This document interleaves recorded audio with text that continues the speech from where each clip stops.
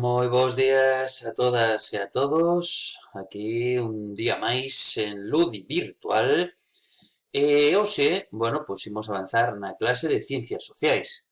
Recordade que na última clase adicamos pois a falar desas primeiras grandes civilizacións e do comezo da historia, ese mesmo, non? Ubicábamonos fai 5.000 anos, porque en Mesopotamia aparecía a escritura. Pero temos que deixar unha cousa clara.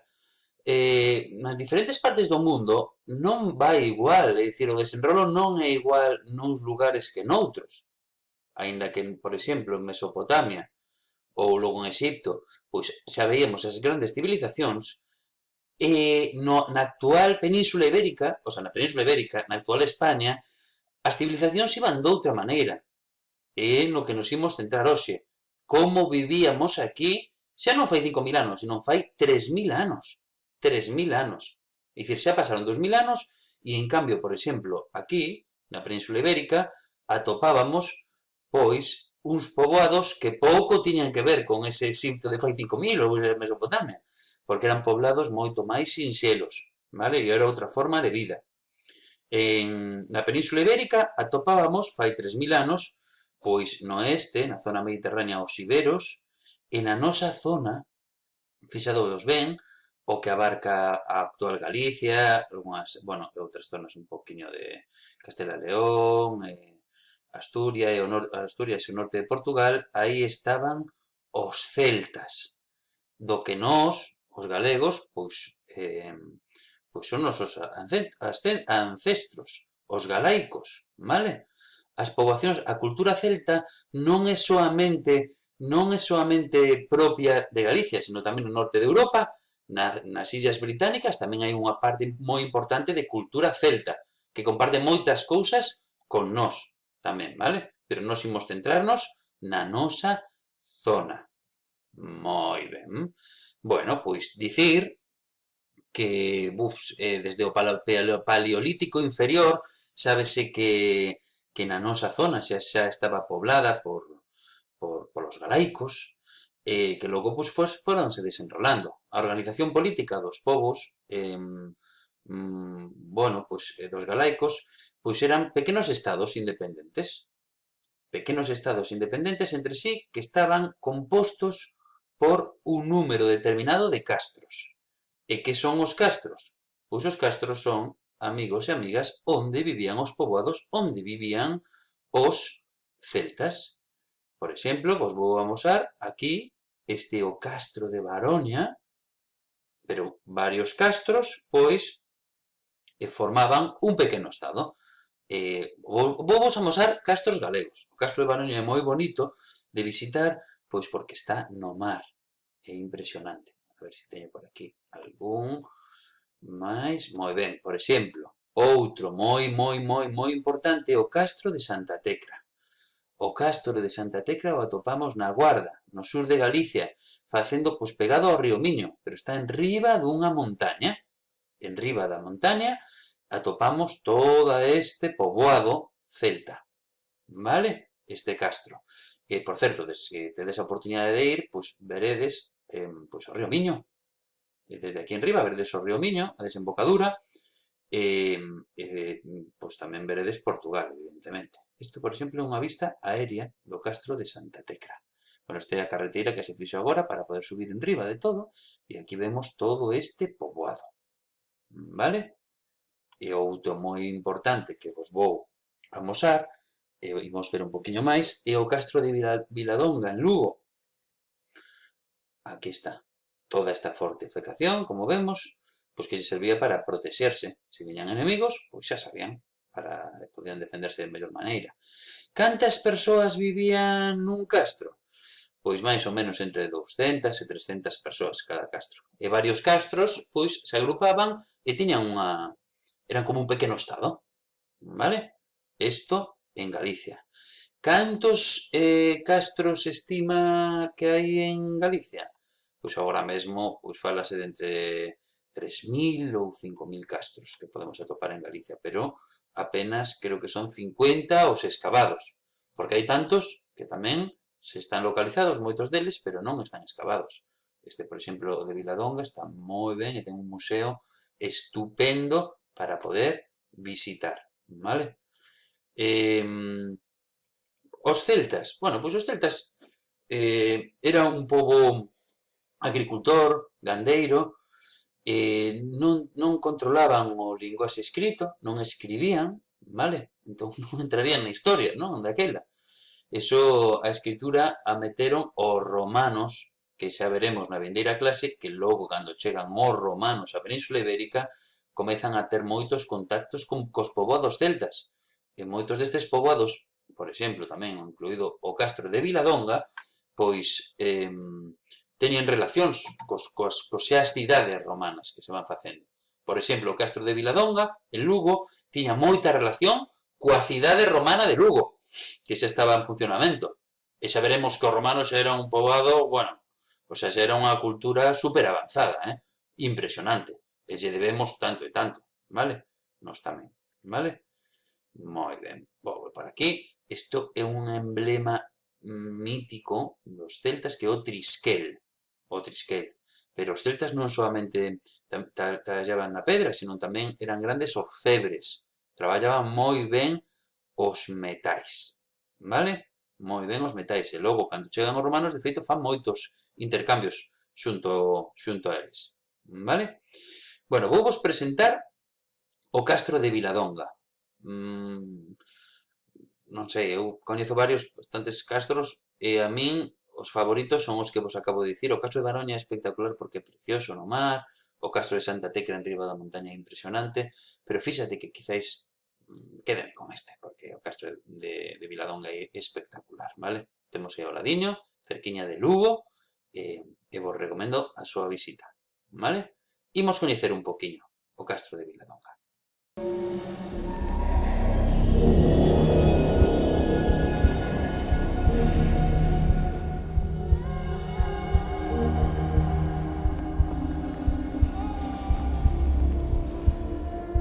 Os restos máis antigos atopáronse nunha zona moi concreta ao nordeste do castro e datan dos séculos II e I antes de Cristo.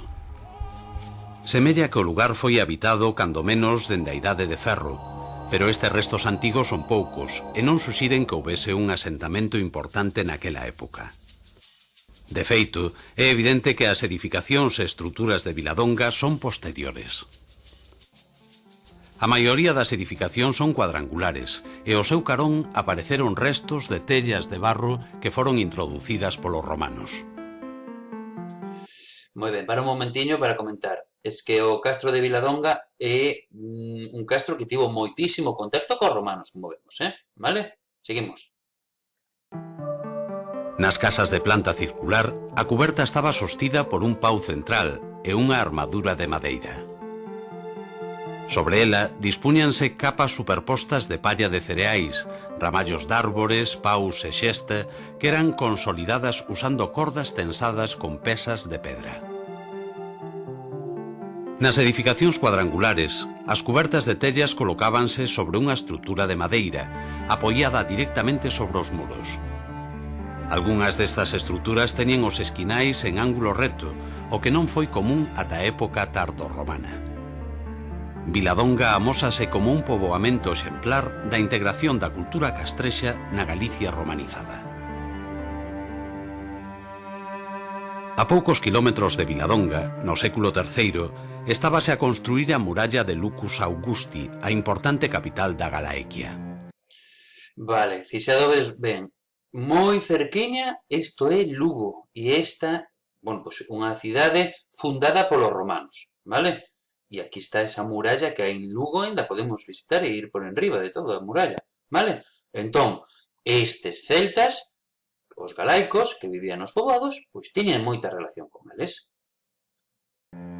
Nesta época, os castros van quedando en minoría fronte ás vilas rurais e os núcleos urbanos, que medran coa definitiva romanización do noroeste.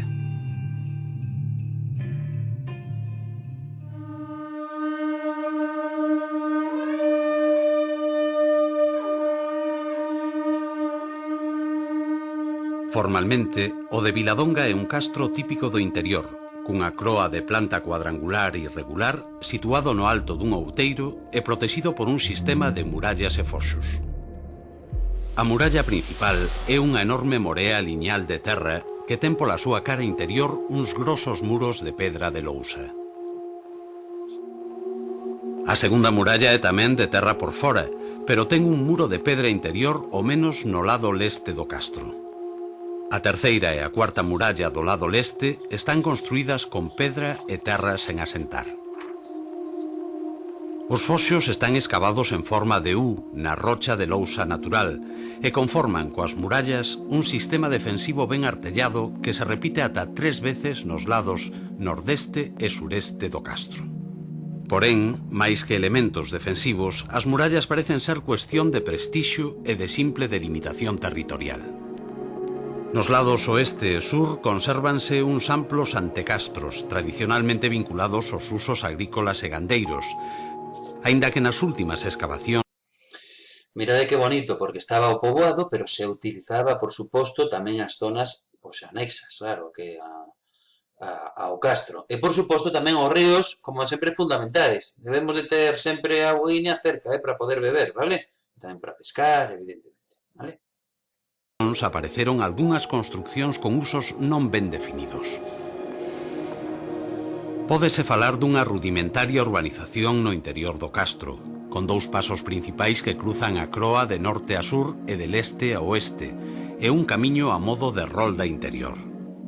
Ao redor destes camiños distribúense as vivendas organizadas en barrios ou conxuntos habitables, posiblemente pertencentes a grupos familiares.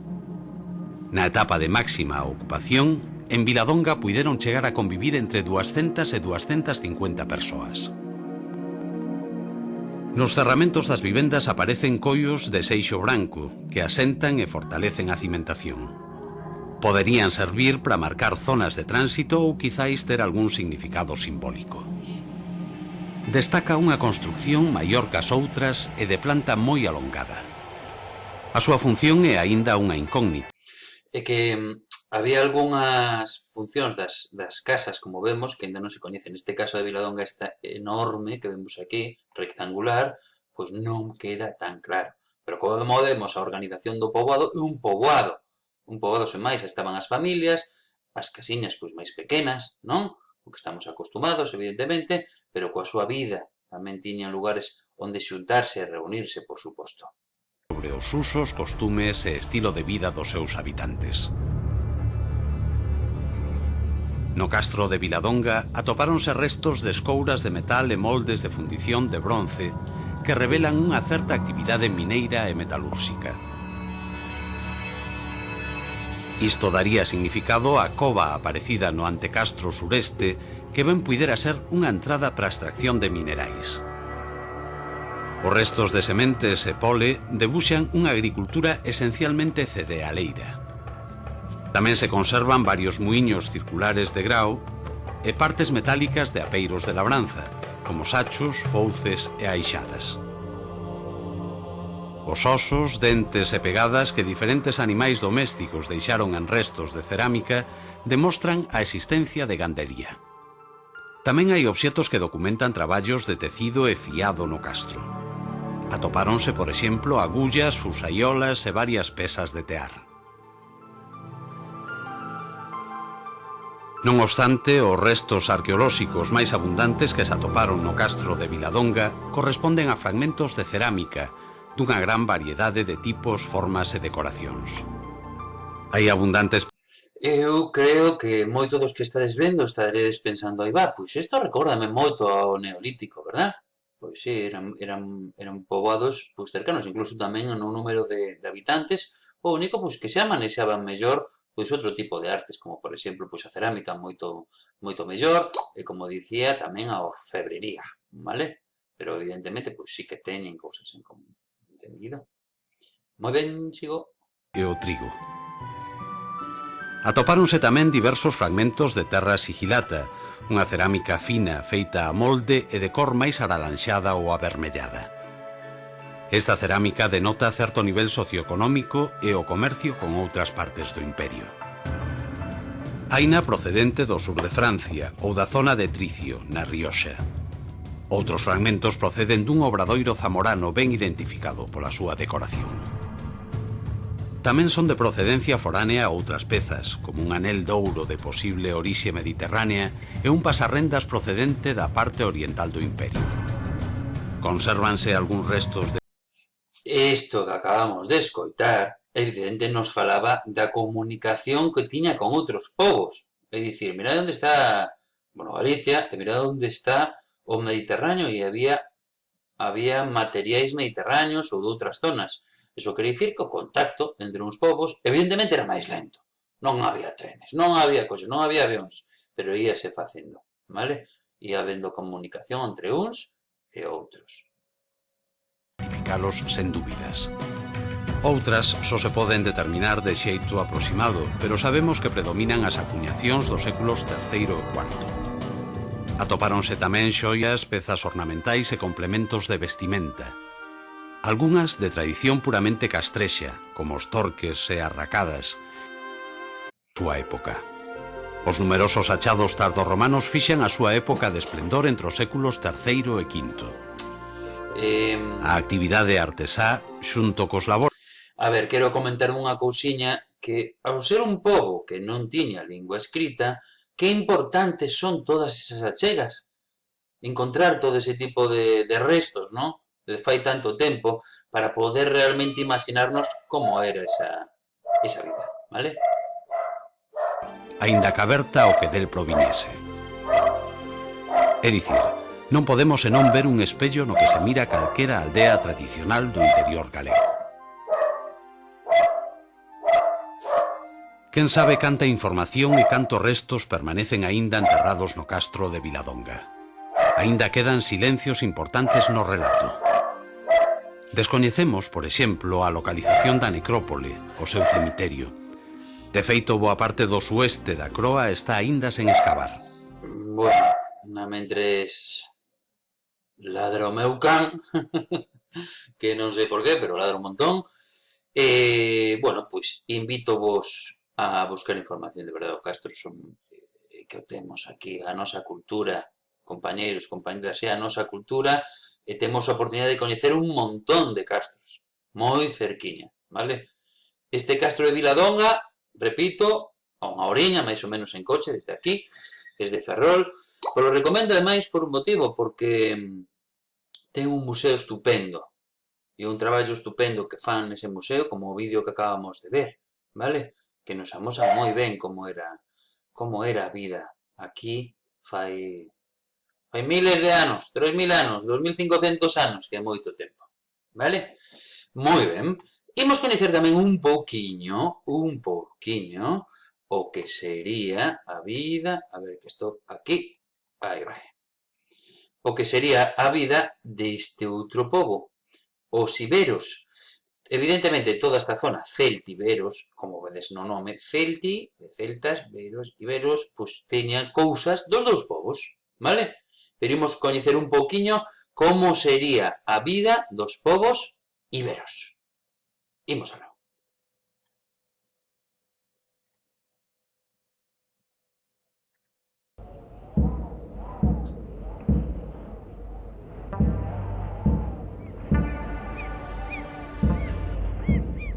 Bueno, vou quitarlle son, que creo que senón non se escoita nada.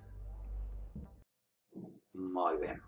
Estamos la Bastilla de les Alscuses, unha cidade pois imaginada, como vimos tamén o Castro de Viladonga, pois neste caso dun poboado ibero, vale? Moi ben. Pois, se antes veíamos tamén pois que os poboados celtas comentaban no vídeo do Castro de Viladonga, que tampouco se diferencian tanto dunha aldea, non? Propia galega, pois neste caso tamén os poboados iberos, pois tampouco se diferencian tanto dos povos clásicos mediterráneos, vale? Moi ben. Non tiñan grandes edificios, igual que os celtas, pero sí que vemos que as casas eran rectangulares, vale? Había tamén unha distribución en os mesmos poboados, pois unhas zonas para as vivendas, outras zonas para a artesanía, estaban ben distribuídos. Moi ben. Como dicía, as casas pois eran rectangulares, vale? Como comentábamos, aquí vemos o poboado, tamén estaba amurallado. Os iberos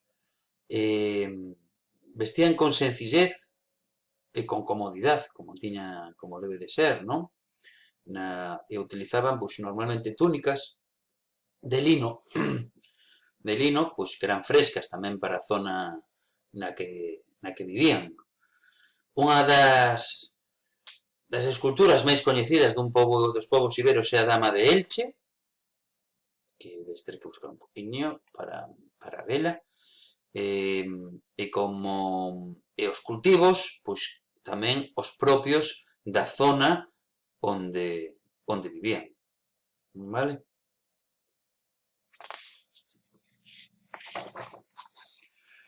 Pois pénsase que normalmente pois que traballaban moi ben o trigo e a cebada. Se podo ver un poquinho o volumen para imaginar. Tamén as habas, as lentellas, que traballaban.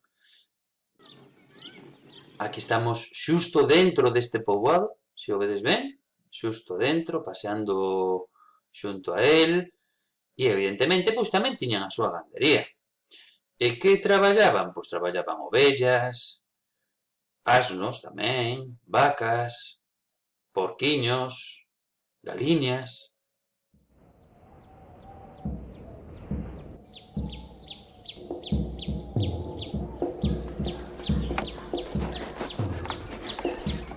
Facían moito comercio tamén, co que lle sobraba. Se tiñamos, era un pouco tamén como no neolítico, non? Se tiñamos excedentes, non, de carne e demais, pois facías comercio, vale? Unha cousa curiosa é que vichedes aí tamén no poboado eses torreóns de vigilancia. Pénsase tamén que os iberos, ou sábese tamén que os iberos tiñan exércitos pois máis bastante potentes. E era unha das formas sociais como máis importantes o exército. E incluso que os iberos tiñan mercenarios. Que quere dicir? Os mercenarios era un exército que hoxe o contrataba, por exemplo, este poboado, Bastida de las Alcurses, e loitaba con eles. Pero que o mellor, pois, o contrataba outro poboado, pagáballe e loitaba con eles. Vale? Esta é a zona actual.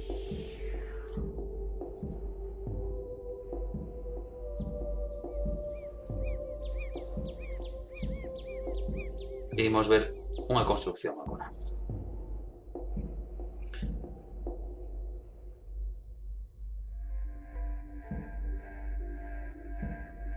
Evidentemente, pois tamén tiñan as súas relixións.